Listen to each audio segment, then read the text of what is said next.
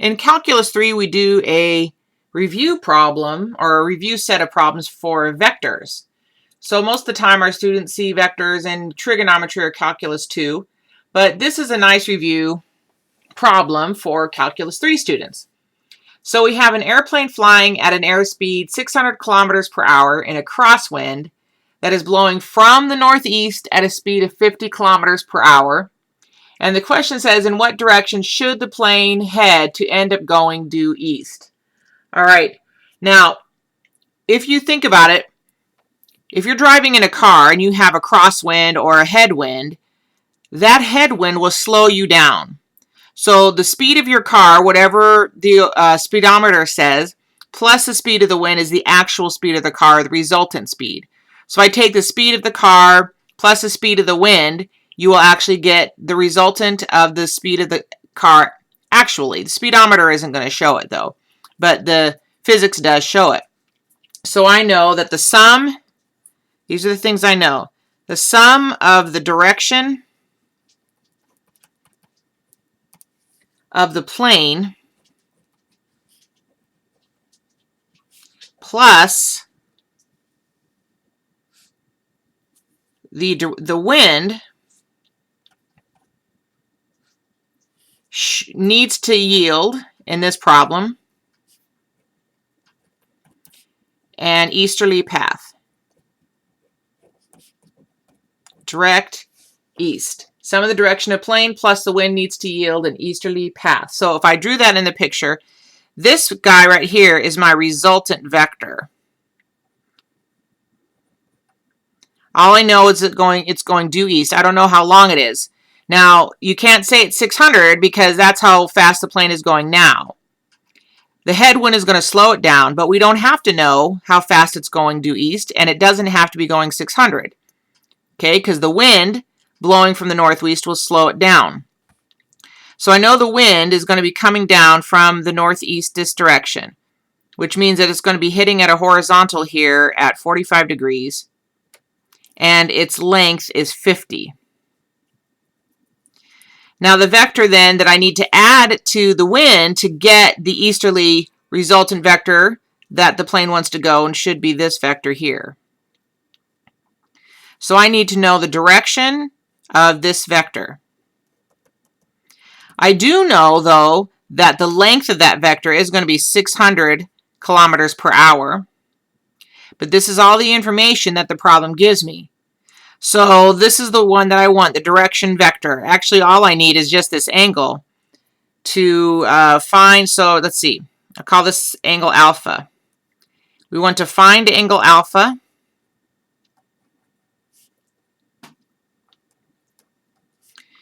To determine a direction of x degrees north of east. Okay.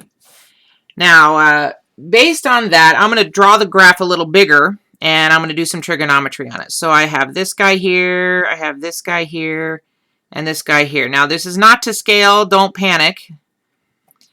It's so that you can see everything. So that I know is 45 degrees. This length is 50. This length is 600. Okay. Now, I do know that I want this angle alpha. Oops, let me pull this up. Sorry.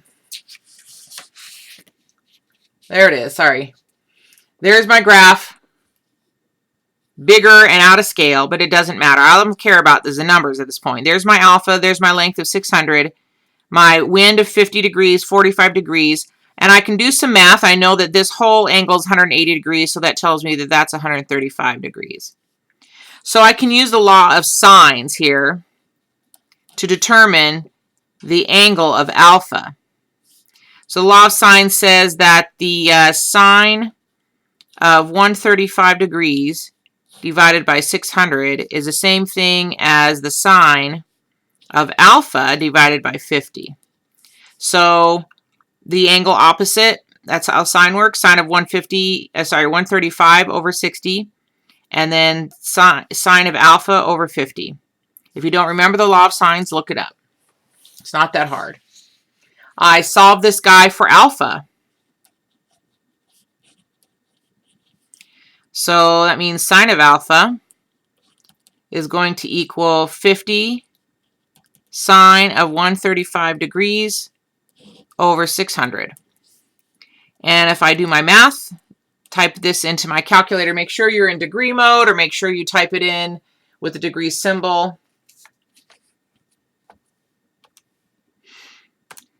I'm going to clear out, see, I am in degree mode. So I'm going to type in 50 sine of 135 divided by 600. And I get 0.0589. 0.0589. Now that's not degrees, that's just a number on the unit circle. So now I do the sine inverse. Alpha equals a sine inverse of 0.0589. And it turns out that alpha is approximately equal to the second sine inverse of my answer. And I get 3.3781. 3.3781 degrees. Now, does that make sense that it should be that small? Well, it does make sense, because honestly, if you think about these numbers here at the beginning, this is 600 and that's 50. So in making that 135, that angle is going to have to be really tiny in order for that to work. So in the end, I have an angle in that corner of 3.3781. So the direction, so the plane should go in the direction of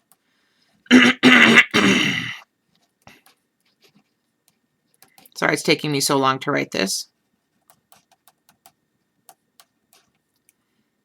3.3781 degrees north of east.